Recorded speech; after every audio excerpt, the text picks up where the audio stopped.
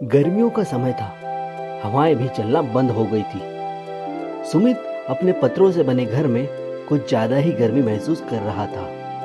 वह अपनी माँ से कहता है, माँ, गर्मी बहुत हो रही है। मैं नदी पर जा रहा हूँ, कुछ समय बाद लौटूंगा। बेटा, ज्यादा देर मत करना, कुछ देर में खाना भी बन जाएगा। इतना कहकर सुमित नदी पर चला जाता है।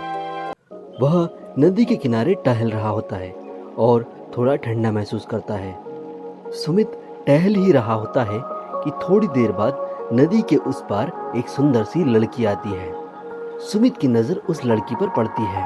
सुमित उस लड़की को देखता ही रह जाता है, क्योंकि लड़की दिखने में बहुत सुंदर होती है।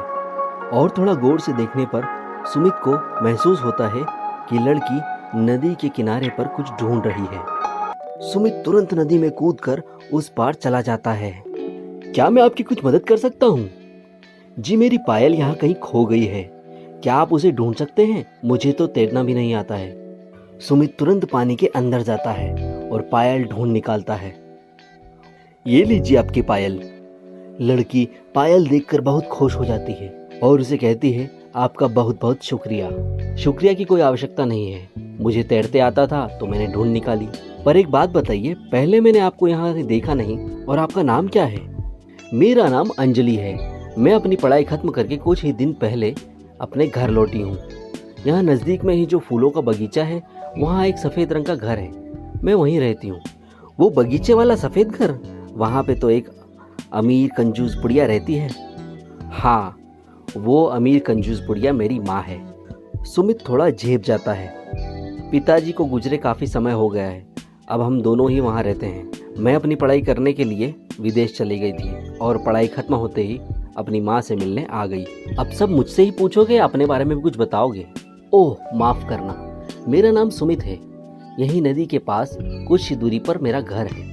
इसी तरह धीरे धीरे समय बीतता है। दोनों की बातचीत जारी रहती है। एक दूसरे की पसंद नापसंद को बताया जाता है। अब दोनों रोज़ नदी के किनारे मिलने लगते हैं और सुमित को अंजलि अच्छी लगने लगती है। एक दिन सुमित अंजलि को अपने घर लेकर जाता है और अपनी माँ से मिलवाता है। माँ, इनसे मिलो, ये है अंजलि। अंजलि माँ को नमस्ते कहती है। जीते रहो बेटी, खुश रहो। पर ये कौन है सुमित? और लाने से पहले मुझे बताया क्यों नहीं? मैं कुछ बना के रखती। नहीं माँ, इसकी आवश्यकता नहीं है, मैं बस यही नज़दीक नदी के किनारे रहती हूँ। अंजलि को थोड़ी गर्मी महसूस होती है और वह कहती है, सुमित, यहाँ पर तो बहुत गर्मी है, तुम लोग रहते कैसे हो? अब तो आदत सी पड़ गई है, तुम पहली बार आए हो ना, इसलिए तुम्हें ज़्यादा गर्मी लग रही है। कुछ समय बीतता है और सुमित अंजलि को उसके घर छोड़कर आ जाता है। सुमित बेटा, क्या सपने देख रहा है? ये तो मुझे काफ़ी बड़े खानदान से लग रही है। हाँ माँ, ये नदिया के पार बगीचे वाले परिवार से है और हम एक दूसरे को पसंद करते हैं। पर बेटा, क्या वो अपने इस घर में रह पाएगी? अभी तो तुम्हारी कोई नौकरी भी नहीं है। माँ, हम दोनों एक दूसरे से प्यार करते हैं। अब मैं जहाँ रहूँगा उसे भी वहीं रहना होगा, और ये तो वो भी जानती है। और जहाँ तक नौकरी की बात है, मैं कार्टूनिस्ट हूँ और नौकरी मिलने में थोड़ा समय तो लगेगा। ठीक है बेटा, जैसा तू ठीक समझे, परंतु शादी के लिए तुझे उसके परिवार वालों से बात करना होगी। हाँ माँ, मैं कुछ ही दिन बाद उनके घर जाकर शादी के लिए बात करूँगा। एक दिन सुमित बगीचे वाले परिवार में जाता है। वह गेट से जैसे ही अंदर प्रवेश करता है, वहाँ पर सफ़ेद कपड़ों में एक बुढ़िया पलंग पर बैठी होती है। कौन हो भाई, अंदर कहाँ चले आ रहे हो? नमस्ते अम्मा, मैं यही गांव का निवासी हूँ, नदी के उस पार रहता हूँ। मैं बस अंजलि से मिलने आया था।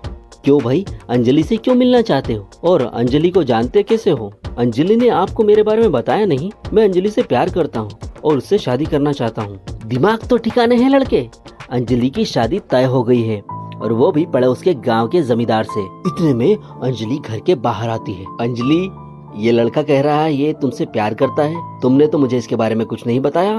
अंजलि, बताओ अपनी माँ को मैं कौन हूँ। माँ, मैं इसे जानती हूँ और इसे पसंद भी करती हूँ, पर मैं इससे शादी नहीं कर सकती। सुमित, तुम्हारा इतना छोटा सा घर है, ना तो तुम्हारे पास कोई नौकरी है, मुझे तो काम करने की आदत भी नहीं है। मैं तुम्हें पसंद जरूर करती हूँ, पर मेरी शादी जिससे भी होगी वो बहुत पैसे वाला होगा, और जहाँ मैं ऐशो आराम से रह सकूँ।